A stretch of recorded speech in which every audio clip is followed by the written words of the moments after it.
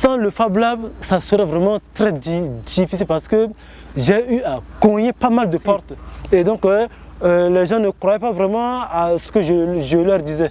Mais le Fab Lab, ça a été vraiment, je dirais, un catalyseur, un point d'appui sur lequel je me suis appuyé pour pouvoir vraiment faire émerger mon invention. Et c'est à partir du Fab Lab que toute la communauté, tout le monde dans la capitale a su et a connu que voilà, il y a un certificat dit de ce nom qui peut faire quelque chose de bon pour son pays.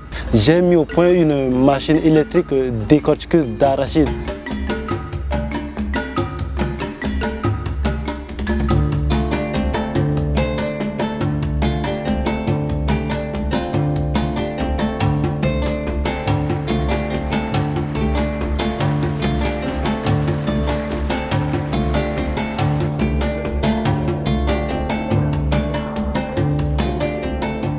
Le Fab Lab, c'est une initiative, une idée qu'on a fait mûrir, on a réfléchi avec le directeur de l'Alliance française et on a pensé naturellement à cet atelier Fab Lab, ce Fabrication Laboratory, ce laboratoire de fabrication, et qui à l'origine a été inspiré d'une expérience reconnue en Inde, le Jugaad, l'économie de la frugalité.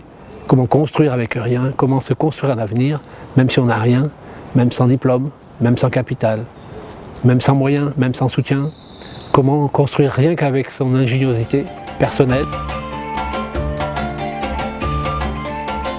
On a lancé ce projet donc fin 2016 avec le parrainage du président de l'Assemblée nationale, Karim Meckassoua, connaisseur de ces problématiques parce qu'ancien élève aussi d'un économiste que nous avons mobilisé pour l'occasion, qui s'appelle Jean-Joseph Boileau, qui est un spécialiste des économies émergentes et nous a accompagnés à monter cette opération.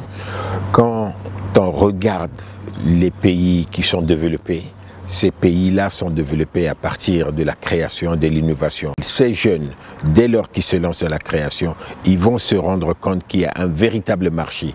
Au lieu de tout importer, nous allons transformer ce que nous produisons. Et en transformant ce que nous produisons, nous ne pouvons le faire qu'en valorisant notre intelligence, nos matières et le tout fait que la création apportera une plus-value et ça donnera un travail à nos économistes, à nos jeunes qui sont à l'université et c'est ça qui fait une nouvelle République, la République de demain.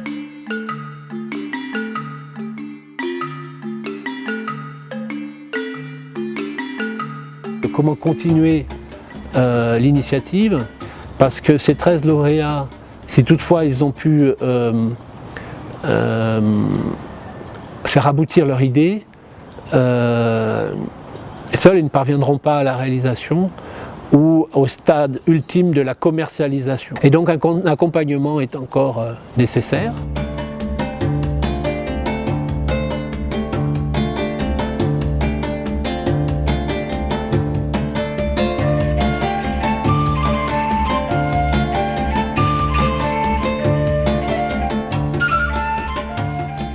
Les 13 Fab Labistes ont déjà participé à une formation sur l'entrepreneuriat qui les a portés à développer leur business plan.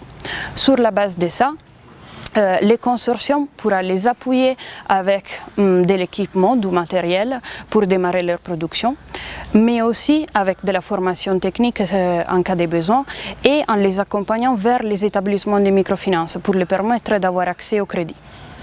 Pour nous, l'idée à la base du Fab Lab, c'est-à-dire la recherche de l'innovation aussi en conditions difficiles, c'est vraiment un ingrédient essentiel pour la relance économique du pays.